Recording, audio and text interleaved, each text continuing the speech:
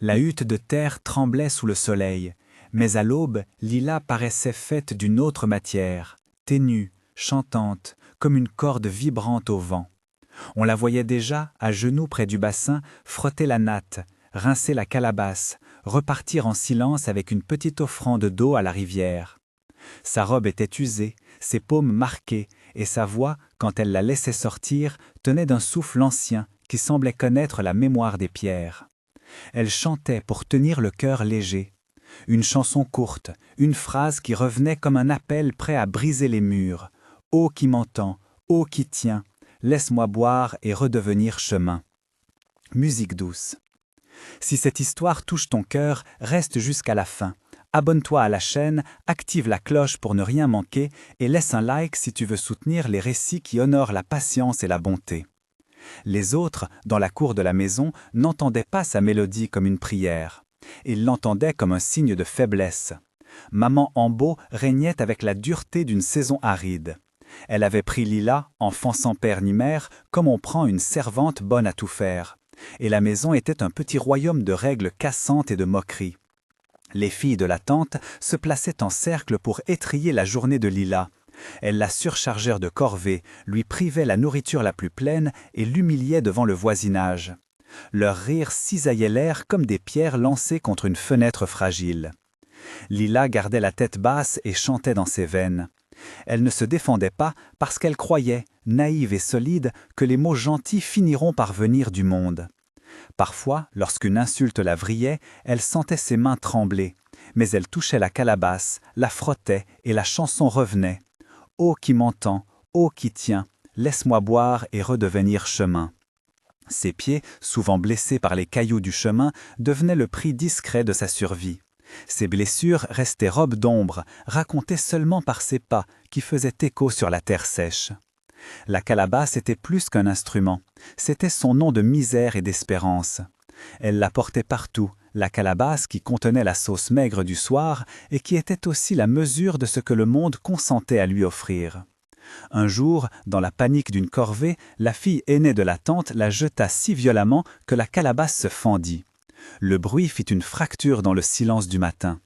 Les éclats roulèrent comme des yeux tristes sur la terre. Maman Ambo frappa, non pas la calebasse, mais le cœur de Lila par des mots qui brûlent. « Tu ne vaux pas mieux qu'un éclat. » Cette phrase fit tomber sur Lila une nuit qui dura des semaines. Elle prit la calebasse brisée, la raccommoda tant bien que mal avec de la paille et de la boue. Mais la honte demeura lourde. Les filles la regardèrent comme si maintenant elle portait un signe visible de sa pauvreté. Le village commença à murmurer, ce qu'on murmure quand on veut se sentir plus grand qu'un autre. Un jour encore, on la força à sortir pour vendre des louches d'huile à la place des filles, et lorsqu'un client rit d'elle, elle sentit ses doigts se crisper sur la poignée de la calebasse. La honte se fit plus épaisse que la pluie. Une nuit sans lune, après une gifle qui laissa des larmes silencieuses, Lila prit la décision qui, pour elle, signifiait seulement un pas hors de l'habitude. Elle se leva, la calebasse réparée sous le bras, et marcha sans bruit vers la rivière, comme abandonnant un vêtement trop étroit. Ses pieds, déjà ouverts par tant d'heures de marche, commencèrent à saigner un peu. Il ne fallut ni mots ni description crue pour que l'on comprenne l'étendue de sa fatigue. Elle boitait, mais marchait. Le chemin vers l'eau bordait les herbes qui semblaient se pencher pour écouter. L'air nocturne avait la qualité d'une promesse silencieuse. Quand elle arriva à la berge, la rivière chantait une autre langue. Là, le monde avait une patience différente. Les cailloux semblaient connaître les pas des anciens, et l'eau brillait d'une phosphorescence ténue, comme si des lucioles étaient nées dans son sein. Lila posa la calebasse, arracha de l'herbe un peu d'offrande, une tranche de fruits, une poignée d'herbes séchées, et la déposa à la rive. Elle s'assit, la tête penchée, et commença à fredonner sa chanson encore, cette fois plus bas, comme pour ne pas déranger les esprits. « Ô qui m'entend, ô qui tient, laisse-moi boire et redevenir chemin. » La première fois que la voix d'Amadioha se fit entendre, ce ne fut pas par des mots, mais par un changement d'air. Lila sentit la température se courber. L'odeur du jasmin qu'elle ne connaissait pas ici monta sans explication. Une lumière blanche, douce comme la paume d'une main, se forma sur la surface de la rivière, et d'elle émergea une silhouette. Amadioa prit forme. Veste de robe claire et fluide, cheveux argentés qui semblaient faits de brume, yeux d'un noir profond où la rivière elle-même pouvait se tenir. Sa voix, quand elle parla, roulait comme une pierre qu'on caresse.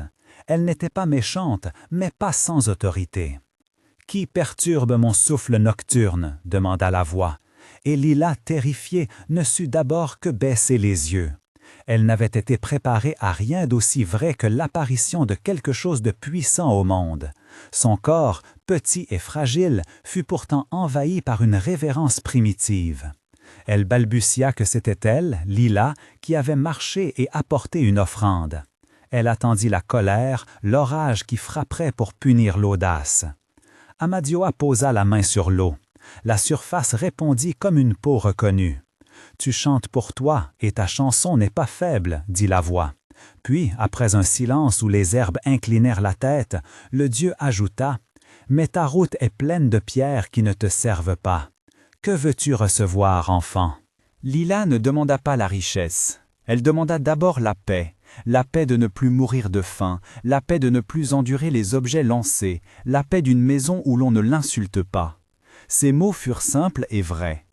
Amadioa regarda longuement la fille qui parlait comme on parle au ventre affamé, et pour la première fois, une image humaine traversa la divinité, une mère qui surveille, une rivière qui protège. Le test vint sous la forme d'une demande étrange. Amadioa tendit le doigt vers la calebasse raccommodée et dit « Donne-la, et montre si ton cœur tient à son éclat ou à ce qu'elle porte. » Pour Lila, la calebasse était tout. Elle contenait sa nourriture, sa honte et sa mémoire. Donner, c'était perdre ce qu'elle possédait. Mais elle comprit qu'il ne s'agissait pas d'abandonner sa pauvreté, mais d'offrir sa peur. Elle posa alors la calebasse sur la surface de l'eau, la regarda flotter et, dans un geste qui la faisait trembler, souffla sa chanson sur elle. « Eau qui m'entend, eau qui tient, emporte la peine, rends-moi chemin. » La calebasse, soutenue un instant comme une barque fragile, se prit ensuite dans un remous qui la fit disparaître sous la surface, non pas engloutie, mais comme emmenée hors du cercle visible. Lila attendit le châtiment. Était-ce une insulte, une perte totale ? Au lieu de cela, la rivière offrit un petit bruit métallique et à la place de la calebasse simili-brisée, flotta un collier d'or, fin et simple, qui brillait comme un soleil contenu. Il n'était pas ostentatoire, c'était plutôt un contrat silencieux, une promesse qui pesait. Amadioa parla encore, sa voix maintenant plus proche du souffle d'une source. « Ce collier n'est pas seulement or, il te fera reconnaître par ceux qui avaient oublié les voix du cœur. Attention, il guérit et il juge. Si tu le portes pour toi seul, sans offrir, il te rendra lourd de la main du monde. Si tu le portes pour donner, il te rendra main droite envers les autres. Choisis donc ta route. » Lila prit le collier. La chaîne passa autour de son cou comme si la rivière elle-même liait sa vie à une autre vie. Elle sentit une chaleur qui n'était pas celle d'un bijou, mais celle d'une charge à accepter, la capacité de changer, non pour s'élever seule, mais pour ouvrir une fenêtre large à ceux qui n'en avaient plus. Quand elle revint à la hutte le matin, le village dormait encore comme d'habitude, mais la maison était différente. La pluie, inattendue et précise, tombait seulement sur le toit de maman Embo. Les gouttes s'acharnaient sur la paille, et bientôt, la toiture céda sous un poids que personne ne chercha à comprendre. Les filles pleurèrent leur linge mouillé, et les voisins regardèrent le désastre comme s'ils observaient une justice naturelle. On aurait dit que la nature elle-même avait choisi un tribunal improvisé. Maman Embo, qui avait cruellement frappé et chassé, se retrouva sans abri sur la parcelle qu'elle croyait acquise. Sa colère et sa dureté n'avaient pas cessé. Elle enrôla plutôt l'orgueil dans ses plaintes. Mais la pluie, quand elle s'abattit, ciblait la maison et pas la voix. Ce n'était pas un triomphe jubilatoire, mais une correction qui laissait un goût amer même à ceux qui applaudissaient en silence. Lila, vêtue simplement, vit sa tante sous la pluie et sentit au fond de son ventre que la justice offerte n'était pas une revanche personnelle. Le collier autour de son cou tint dans la lumière comme un avertissement doux. Sa mission n'était pas de rendre la même colère. Elle alla à la hutte, mais resta à la distance respectueuse d'une fille qui a été frappée et qui ne veut pas frapper en retour. Maman Embo, couverte de boue, jura qu'on la trahirait encore. Elle ne comprit pas qu'elle avait reçu une leçon, non une défaite. Les jours suivants, la réputation de Lila changea comme l'eau change le lit d'une rivière. On murmurait que la rivière avait parlé, que la fille avait été choisie. Certains vinrent l'implorer pour des bénédictions. Une femme pour son enfant malade, un fermier pour sa récolte, un homme pour la paix de son foyer. Lila, timide mais ferme, portait le collier et offrait. Elle partageait ce qu'elle avait, non seulement en nourriture, mais en écoute. Les gestes étaient simples, une tasse de bouillie, la réparation d'une natte, le partage d'une chanson. Ses mains, autrefois marquées par la servitude, devinrent des instruments qui rendaient le monde plus net. Un vieil homme, voyageur, à la barbe rare et aux habits répétés, vint un soir sur le seuil. Il n'avait rien demandé. Il avait regardé Lila du fond de ses yeux et compris qu'elle était prête.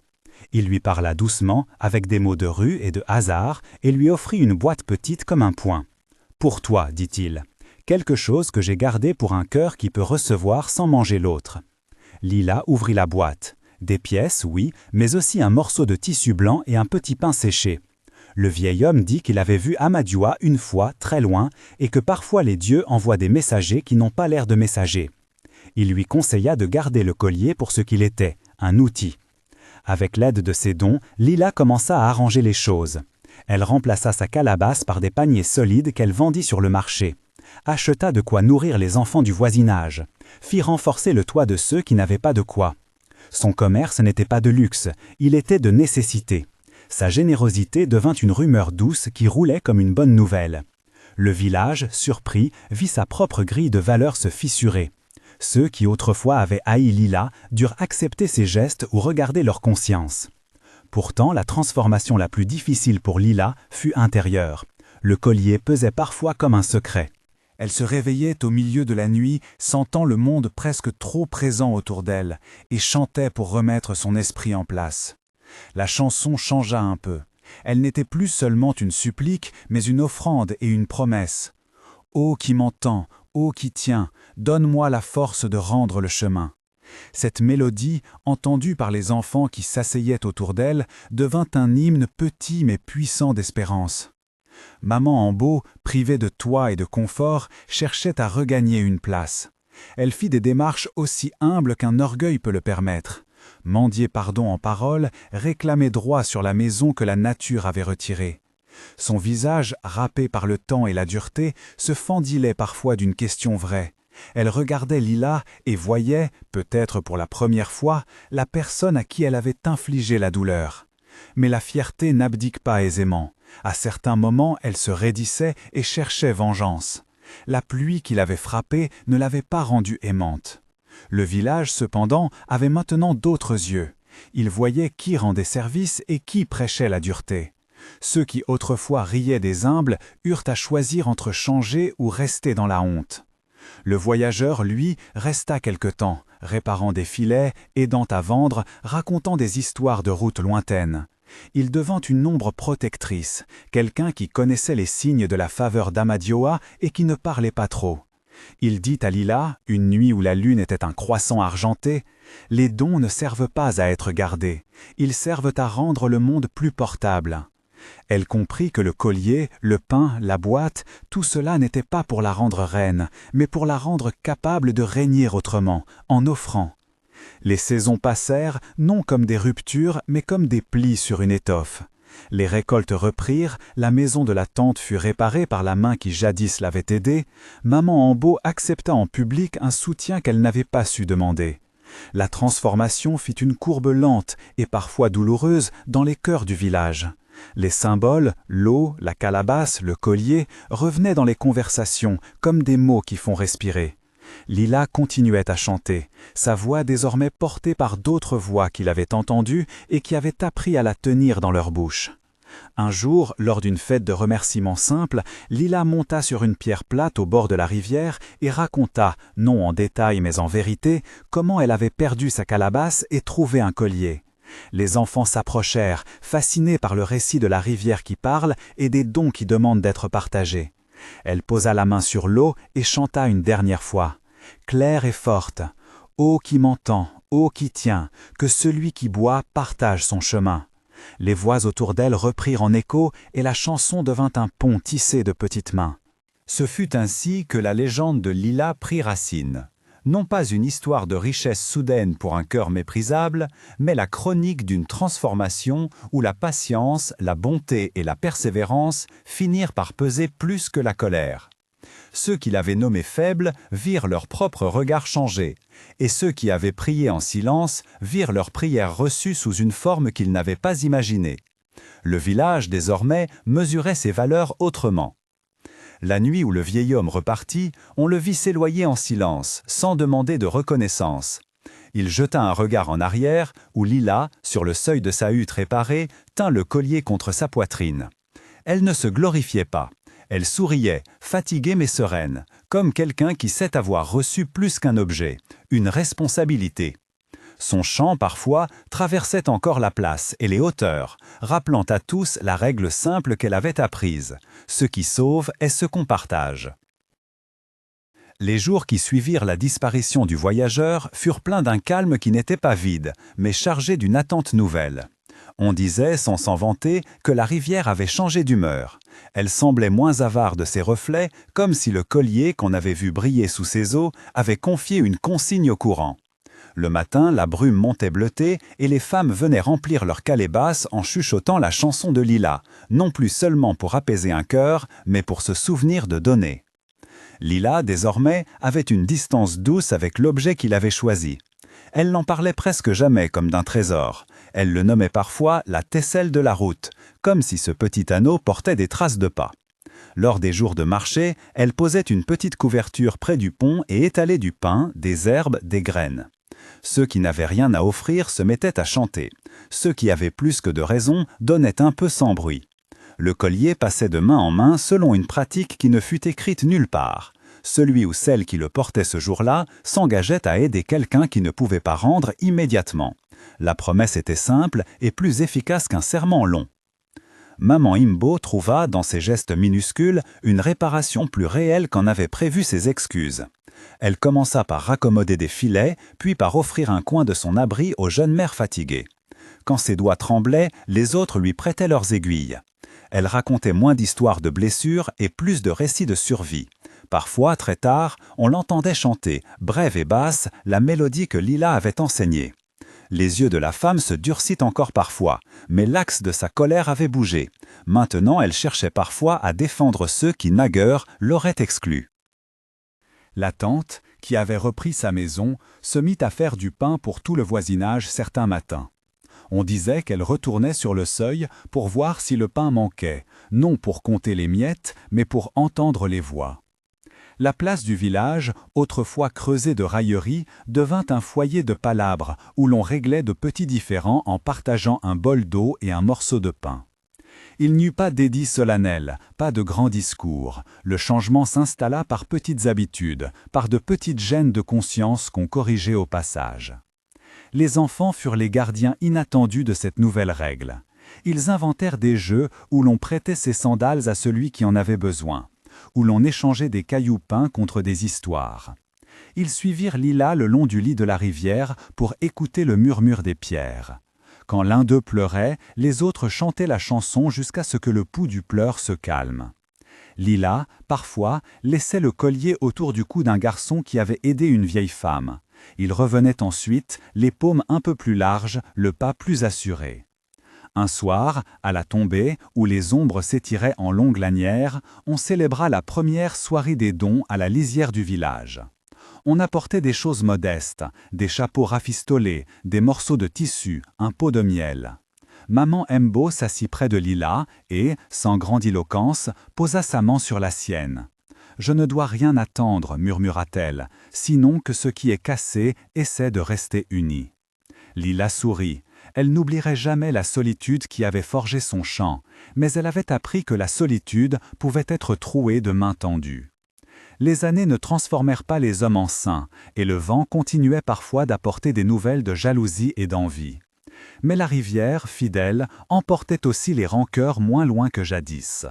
Les voix qui chantaient sur ses rives racontaient l'histoire d'une fillette qui avait vu l'eau parler et d'un voyageur qui avait montré comment porter ce qu'on reçoit pour ne pas s'enfoncer. La légende ne grandit pas.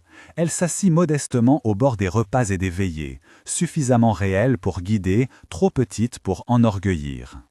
Lila, plus tard, installa près du pont un morceau de pierre polie où étaient gravés maladroitement ces mots. « Ce qui sauve se partage ». Les enfants virent y poser des fleurs sèches, les anciens y appuyaient leurs cannes. Quelquefois, quand la nuit était claire, on voyait la lumière d'une lampe glisser sur le collier posé au centre d'une calebasse collective, et l'on entendait la chanson s'élever comme une sorte de serment léger. Ainsi, la rivière continua de tenir ses secrets et ses promesses. Les chants se succédèrent, les mains se tendirent, et la petite règle, celle que Lila avait apprise sans l'avoir cherchée, se transmit de bouche en bouche, comme on prête un pain et on le rend plus riche.